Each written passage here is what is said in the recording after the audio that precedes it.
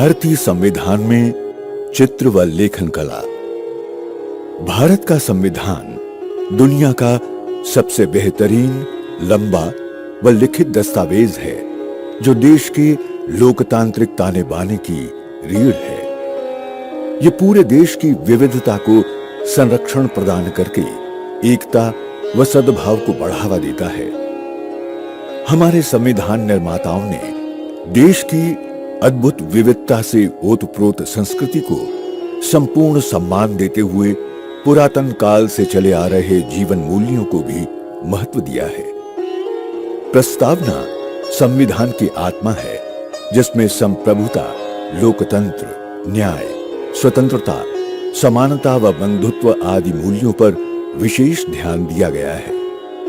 अपने इन्हीं मूल्यों के कारण भारत दुनिया का सबसे बड़ा जीता जागता लोकतंत्र है। इसकी विविधता, सामाजिक व सांस्कृतिक विरासत का सम्मान करते हुए भारतीय संविधान में प्राचीन काल से लेकर अब तक इतिहास को विभिन्न चरणों में चित्रों के माध्यम से दर्शाया गया है। ये चित्र प्रस्तावना से लेकर प्रत्येक भाग के प्रारंभ में बड़े शानदार तरीके से संजोए गए हैं।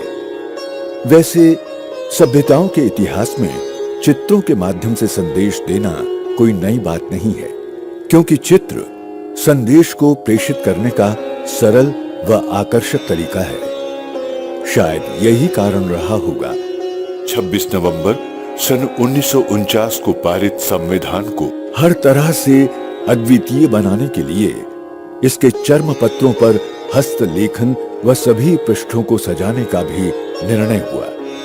इस निर्णय के साथ ही भारत की 4 से 5 हजार वर्ष पुरानी समृद्ध सांस्कृतिक परंपरा को दर्शाते चित्रों का भी चयन होने लगा।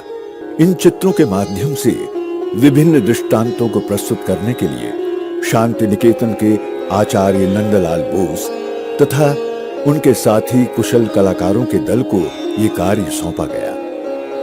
उन्होंने भारत के गौरवशाली अतीत व वर्तमान को कला के माध्यम से संविधान के प्रत्येक भाग पर अंकित करने के लिए अपने सबसे कुशल शिष्य व्यवहार राम मनोहर सिन्हा पर भरोसा जताया।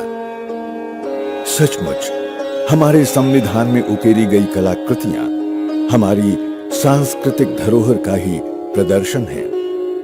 जितनी खूबसूरती से संविधान को सजाया गया, उतनी ही खूबसूरती से तब के प्रसिद्ध सुलेखक प्रेम बिहारी नारायण रायजादा ने इसका हस्तलेखन भी किया। आइए आपको दिखाते हैं संविधान के पृष्ठों पर की गई सुंदर चित्रकारी की कुछ महत्वपूर्ण विशेषताएं। प्रस्तावना यानी संविधान की आत्मा। यह मुख्य पृष्ठ पूरे संविधान में सबसे अधिक सजाया गया पृष्ठ है, जिसे जबलपुर में पैदा हुए भारतीय संस्कृति के राजदूत व्यवहार राम मनोहर सिन्हा द्वारा कड़ी मेहनत से गढ़ा गया। इस पृष्ठ के चारों कोनों पर एक बैल, हाथी, घोड़ा और शेर के चित्र के साथ सीमाओं को फूलों की भित्तियों से सजाया गया है। सफेद हाथी, बैल, घोड़ा और शेर चारों ही भगवान बुद्ध के जीवन से जुड़े हैं, जो उनके आत्मज्ञान की उपलब्धि के साधन के रूप में देखे जा सकते हैं। प्रतीकात्मक रूप से बैल कड़ी मेहनत और समर्पण, सर पर दौड़ता घोड़ा वर्षों के शोषण और लूट से मुक्ति, हाथी नए ताकतवर राष्ट्र व शेर देश के नागरिकों की बहादुरी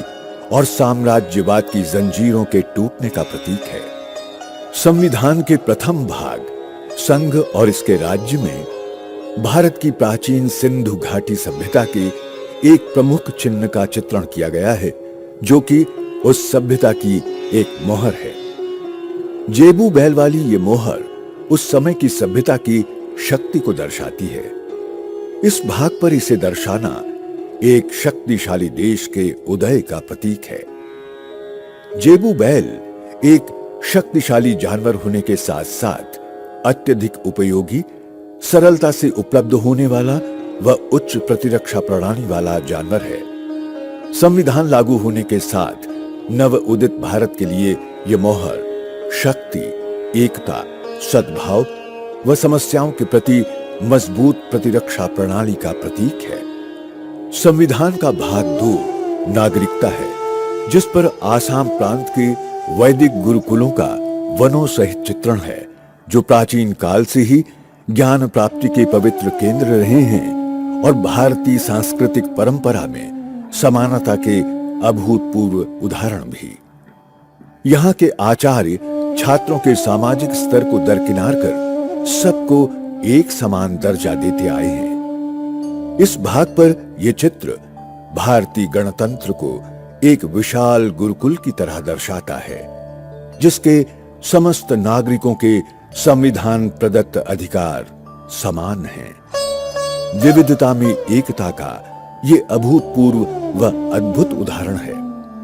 भारतीय संविधान के भाग 3 मौलिक अधिकार को बाकी भागों की तरह खूबसूरत बॉर्डर के साथ साथ भारतीय महाकाव्य रामायण के एक चित्र से सजाया गया है, जिसमें लंका विजय के पश्चात सीता माता को भगवान राम और उनके छोटे भाई लक्ष्मण द्वारा रक्षित दर्शाया गया है। यह चित्र बरसों की उदासीनता के पश्चात नए स्वतंत्र अधिकार युक्त व आनंददायक युग के आगमन का भी प्रतीक है। ये भाग प्रत्येक नागरिक को जाति, पंथ, लिंग या धर्म से परे बुनियादी अधिकारों का प्रयोग करने की शक्ति प्रदान करता है और सबको कानूनन समानता प्रदान करता है। यह चित्र पुरातन काल से चली आ रही भारत की नैतिकता, नैतिक मूल्य प्रणाली और उनके बचाव के लिए देश के भीतर एक न्याय प्रणाली के उत्थान का भी प्रतीक है। भाग 4 राज्य की नीति के निदेशक तत्व है, जिस पर दुनिया के सबसे बड़े महाकाव्य महाभारत के एक दृष्टांत से भगवान कृष्ण द्वारा अर्जुन को युद्ध के मैदान में पवित्र गीता के उपदेश देते हुए दिखाया गया है। गीता ज्ञान का सही संदेश और निर्देश देकर कर्तव्य पथ पर निर्भीक होकर चलने का प्रतीक है। इस पवित्र ग्रंथ के नैतिक संदेशों में राज्य और उसके नागरिकों का सामाजिक आर्थिक विकास और उसके लिए विनियमित निर्देशों का संकलन है। संविधान के 15 अनुच्छेदों वाले इस भाग में अर्जुन को राज्य व गीता को कल्याणकारी राज्य में अधिकतम और कुशल विकास के लिए आवश्यक व सही दिशा निर्देशों का प्रतिनिधित्व करते दिखाया गया प्रतीत होता है। संविधान का 5वां भाग संघ है, जो 99 अनुच्छेदों सहित सबसे लंबा भाग है। इस पर भगवान बुद्ध के जीवन की एक महत्वपूर्ण घटना ज्ञानोदय व उनके प्रथम संघ को ज्ञानोपदेश का चित्रण है। यह चित्र मानव जाति के नव उदय में सभी प्रलोभनों पर विजय प्राप्त कर अज्ञान से ज्ञान व आत्मबोध की यात्रा को दर्शाता है।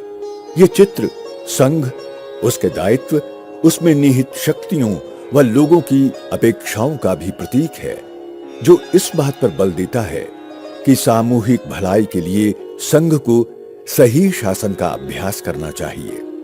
छठा भाग राज्य भाग क भारतीय इतिहास और सांस्कृतिक परंपरा के एक और महत्वपूर्ण चित्र को प्रदर्शित करता है।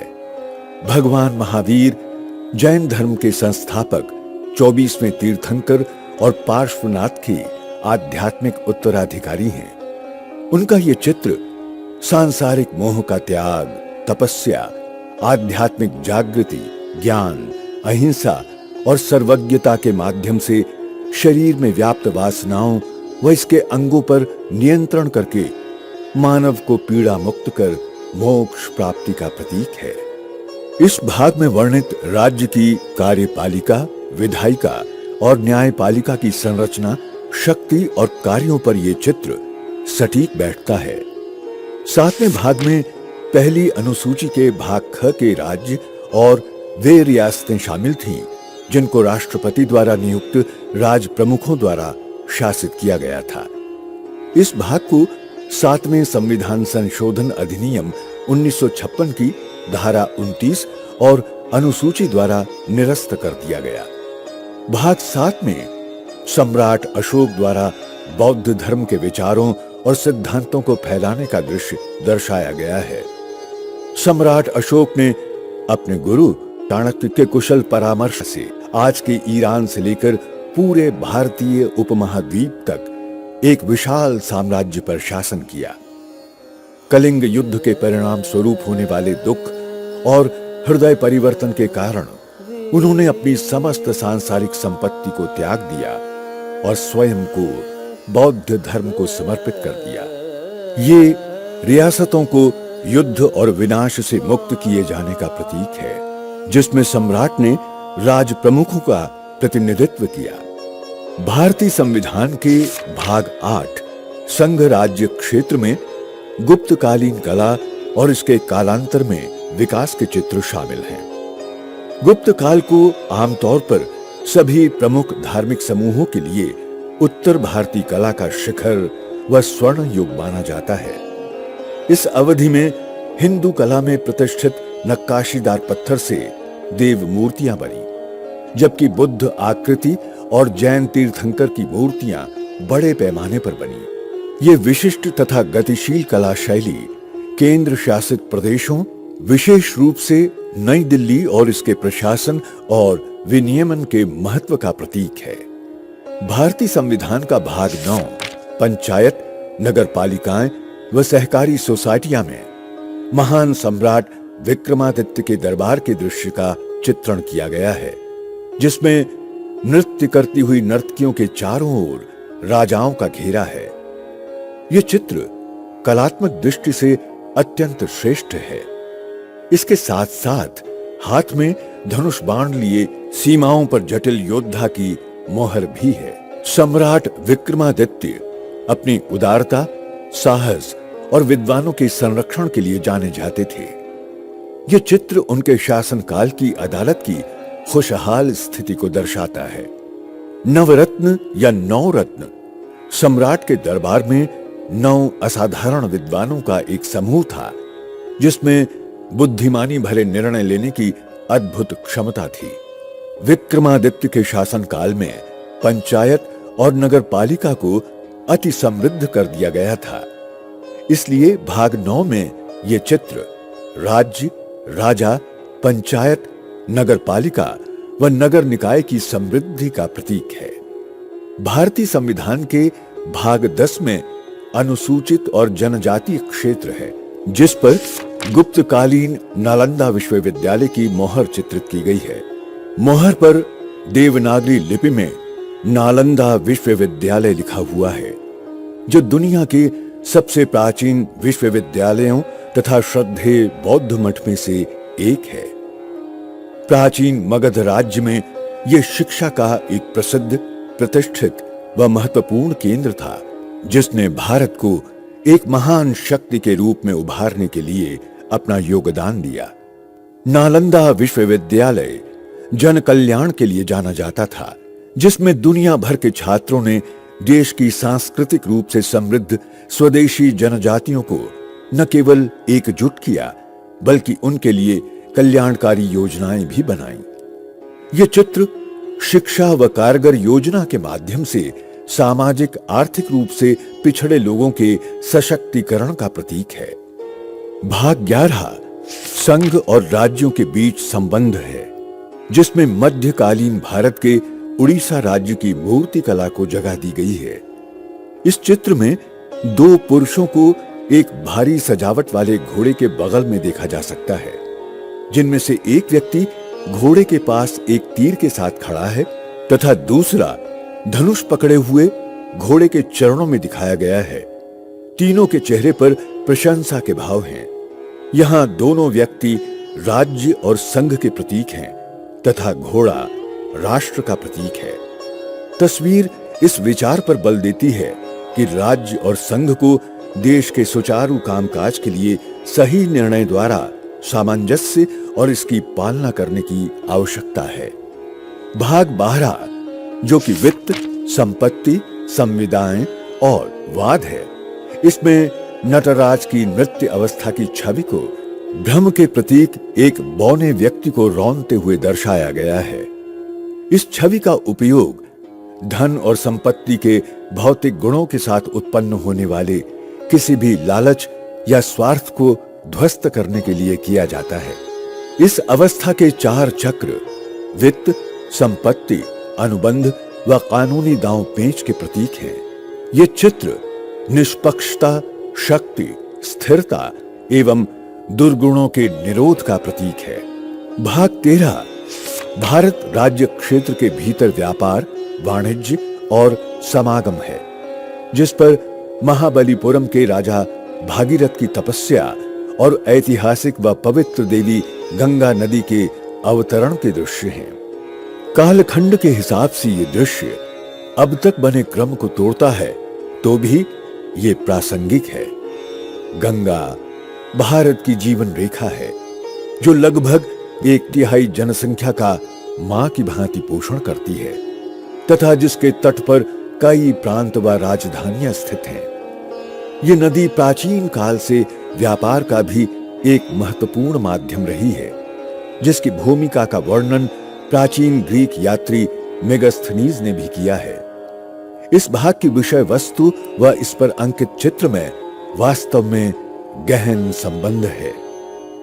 भारतीय संविधान का भाग 14 संघ और राज्यों के अधीन सेवाएं है। इस भाग में मुगल स्थापत्य कला के साथ बादशाह अकबर और उनके 3 दरबारी बैठे हुए हैं, जिनके पीछे चमर ढुलाती हुई महिला है। अकबर के काल को मुगल साम्राज्य का स्वर्ण युग माना जाता है, जिसमें कला और संस्कृति का अभूतपूर्व विकास हुआ। अपने नवरत्नों के कुशल परामर्श के माध्यम से अकबर ने प्रभावी शासन स्थापित किया। उनका उत्कृष्ट साम्राज्य राज्य के अधिकारियों और श्रमिकों की सक्षम सेवा, नैतिकता, कर्तव्य परायणता, सामाजिक एकता व सुशासन से राष्ट्रहित का प्रतीक है। भारतीय संविधान का भाग 15 निर्वाचन है। संविधान में पहली बार 2 अलग-अलग चित्रों गुरु गोविंद सिंह और छत्रपति शिवाजी महाराज को जोड़कर एक चित्र बनाया गया है। इन योद्धाओं में देश के प्रति अत्यधिक समर्पण भाव था। नागरिकों ने उन्हें प्रत्यक्ष चुनाव के माध्यम से अपना प्रतिनिधि बनाया था। उनकी अत्याचार के विरुद्ध नेतृत्व क्षमता, लोकहित के फैसले और असाधारण साहस के कारण उनके बलिदान के सैकड़ों वर्ष बाद भी उन्हें सम्मानित आदर्श व्यक्तित्व के रूप में देखा जाता है। दोनों ही योद्धा संकट के समय में सही निर्णय व नागरिकों की भलाई के लिए काम आने वाले प्रतिनिधि के प्रतीक हैं। भारतीय संविधान का भाग 16 कुछ वर्गों के संबंध में विशेष उपबंध है। इसमें टाइगर ऑफ मैसूर, टीपू सुल्तान और झांसी की रानी लक्ष्मीबाई की तस्वीरें हैं। दोनों ही योद्धाओं ने साम्राज्यवादियों के फांसीवादी शासन के खिलाफ लड़ाई लड़ी और देश को शोषण से बचाने के लिए अपना जीवन कुर्बान कर दिया। उनके अनुकरणीय जीवन और जन उपयोगी विद्रोही तेवरों ने ब्रिटिश शासन की नींव तक हिला दी थी। ये चित्र वर्षों तक शोषण व भेदभाव के शिकार वर्गों के हितों के लिए बलिदान का प्रतीक है। टीपू सुल्तान और रानी लक्ष्मीबाई के बलिदान पीड़ित व सामाजिक रूप से पिछड़े वर्गों के अधिकारों और हितों की रक्षा के प्रतीक है। भारतीय संविधान के भाग 17 राजभाषा में महात्मा गांधी और उनके दांडी मार्च का चित्रण है। गांधी जी का दांडी मार्च अंग्रेजों की भेदभावपूर्ण नीतियों के खिलाफ सविनय अवज्ञा आंदोलन को शुरू करने का सबसे अच्छा साधन रहा। यह आंदोलन राष्ट्रवाद व राष्ट्रीय एकता के लिए अत्यंत उपयोगी सिद्ध हुआ। इस आंदोलन की तरह ही हमारी राष्ट्रभाषा भी सभी देशवासियों की भावनाओं से जुड़ी है और संपूर्ण राष्ट्र को एक सूत्र में पिरोए रखती है। गांधी जी ने भी अपने लेखन के माध्यम से राष्ट्रभाषा व स्वदेशी भारतीय भाषाओं के प्रति अपना सम्मान प्रकट किया। ये चित्र मजबूत विचार और राष्ट्रीय एकता का प्रतीक है। भारतीय संविधान का भाग 18 आपात उपबंध है, जिस पर महात्मा गांधी व दीनबंधु एंड्रयूज के नोआखाली के दंगा प्रभावित क्षेत्रों का दौरा करने का चित्रण है। इस चित्र में एक हिंदू महिला गांधी जी को तिलक लगा रही है और कुछ मुस्लिम पुरुष खड़े हैं। ये दंगे भारत की आजादी के लगभग 1 साल पहले बंगाल के चटगांव डिवीजन में हुए। गांधी जी शांति और सांप्रदायिक सद्भाव को बहाल करने के लिए 4 महीने के लिए नोआखाली में रहे। ये चित्र उन आवश्यक कदमों का प्रतीक है जो आपात स्थितियों में देश की सुरक्षा व संप्रभुता की रक्षा के लिए उठाए जाने चाहिए। भारतीय संविधान का भाग 19 प्रकीर्ण है, जिसमें भारतीय स्वतंत्रता आंदोलन के प्रमुख नेता सुभाष चंद्र बोस को अन्य देशभक्तों का मार्गदर्शन करते हुए व आजाद हिंद फौज का सैल्यूट लेते हुए दर्शाया गया है। इस चित्र पर अंग्रेजी भाषा में लिखा हुआ है कि इस पवित्र युद्ध में उनकी फौज राष्ट्रपिता महात्मा गांधी का आशीर्वाद मांगती है। उन्हें मातृभूमि से अत्यधिक प्रेम था और उन्होंने ब्रिटिश सेनाओं को पराजित करने के लिए अन्य देशों से भी समर्थन प्राप्त किया। यह चित्र किसी योजना को साकार रूप देने के लिए विविध प्रकार के उपलब्ध साधनों को जुटाने, उनके प्रयोग व अन्य देशभक्तों के साथ साथ राष्ट्रपति, राज्यपालों, राज प्रमुखों और तत्कालीन रियासतों के शासकों के संरक्षण और सुरक्षा का प्रतीक है। भारतीय संविधान के भाग 20 संविधान संशोधन पर हिमालय के उतंग शिखर दर्शाए गए हैं, जो कि भारतीय संस्कृति और सभ्यता की ऊंचाई, दृढ़ता, विस्तार, कोमलता, स्वच्छता, विविधता व पवित्रता के प्रतिबिंब हैं। हिमालय भारत की रक्षार्थ बहादुर सिपाही की भांति अटिक खड़ा है। संविधान के संशोधन वाले भाग पर इसका चित्रण जन उपयोगी धाराओं की गतिशीलता व मूल ढांचे की दृढ़ता व विस्तार को दर्शाता है। हिमालय और संविधान दोनों ही भारत के विशाल गौरव हैं।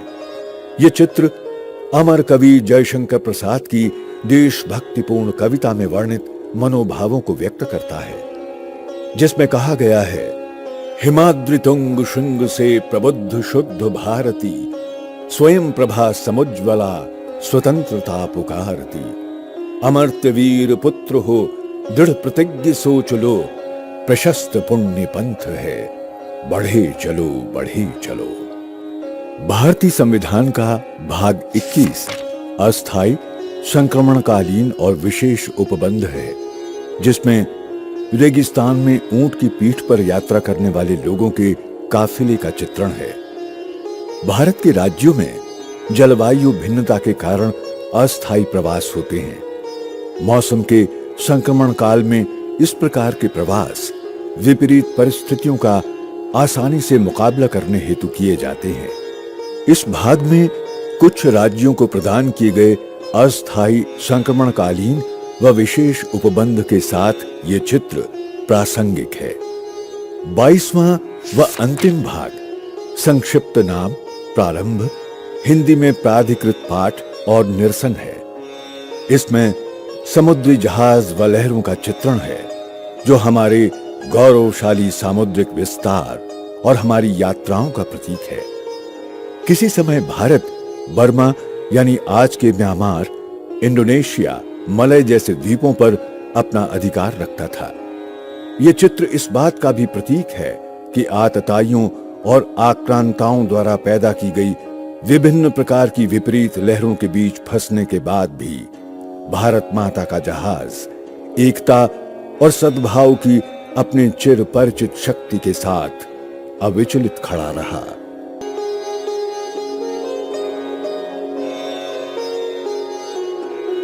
शानदार चित्रों व खूबसूरत बॉर्डर के अलावा भारतीय संविधान की एक महत्वपूर्ण विशेषता यह भी है कि ये हस्तलिखित है तथा इसका सुलेख अपने आप में लेखन कला का बेहतरीन उदाहरण है। जब छपाई के लिए संविधान के अंतिम मसौदे को मंजूरी दी गई तो संविधान को बहती हुई इटैलिक शैली में लिखवाने का निर्णय भी हुआ। दुनिया का सबसे बड़ा संविधान होने के नाते पूरे संविधान को कलमबद्ध करना एक कठिन कार्य था, परंतु तत्कालीन प्रसिद्ध सुलेखक प्रेम बिहारी नारायण रायजादा, जो दिल्ली विश्वविद्यालय के सेंट स्टीफेंस कॉलेज से स्नातक थे और पारंपरिक सुलेखाकारों के परिवार से थे, उनसे संपर्क किया गया तो उन्होंने इस कठिन कार्य के लिए हां कह दी। हमारे संविधान का सुलेखन प्रेम बिहारी नारायण रायजादा साहब ने बहती हुई इटैलिक शैली में कड़ी मेहनत से पूर्ण किया, जिसने इसे एक सुंदर दस्तावेज बना दिया। इसका हस्तलेखन चर्म पत्रों पर इतने सुंदर ढंग से हुआ है कि ये आज भी सबका मन मोह लेता है। वास्तव में ये एक अद्भुत दस्तावेज है। इस अत्यधिक धैर्य और कौशलपूर्ण कार्य के लिए उन्होंने शर्त रखी कि वो हर पृष्ठ पर अपना नाम जरूर लिखेंगे और अंत में अपने गुरु व दादाजी का नाम भी लिखेंगे। भारत सरकार ने उनकी शर्त को स्वीकार किया और उन्हें संविधान के सुलेखन का काम सौंप दिया। सुलेखन की पूरी प्रक्रिया में लगभग 6 महीने का समय लगा और 432 पेन होल्डर निब का उपयोग किया गया था। संविधान को खूबसूरती से लिखने के लिए उन्होंने 303 नंबर निब का उपयोग किया था। पूरे संविधान को बहती हुई इटैलिक शैली में लिखने के लिए रायजादा साहब ने 303 नंबर की 432 निब्स का प्रयोग किया। इसे रोगाणु प्रतिरोधी चर्म पत्रों पर लिखा गया, जो लगभग 1000 वर्ष तक खराब नहीं होते हैं। संविधान लिखने के लिए उन्हें संविधान कक्ष में एक कमरा आवंटित किया गया था, जिसे बाद में संविधान क्लब के रूप में जाना जाने लगा। हस्तलिखित संविधान पर संविधान सभा के सदस्यों ने 24 जनवरी सन 1950 को हस्ताक्षर किए थे, जहां प्रथम हस्ताक्षर भारत के पहले राष्ट्रपति डॉक्टर राजेंद्र प्रसाद के, जबकि अंतिम फिरोज गांधी के थे। भारत का संविधान न केवल सबसे लंबा लिखित संविधान है, बल्कि ये चित्रकारी व लेखन कला का भी एक नायाब नमूना है। जितने खूबसूरत इसके प्रावधान हैं, उतने ही सुंदर इसकी विविधता, ऐतिहासिक धरोहर, कला व संस्कृति को प्रदर्शित करते चित्र व सुलेखन हैं। ऐसे अद्वितीय व जन कल्याणकारी संविधान पर हमें गर्व है।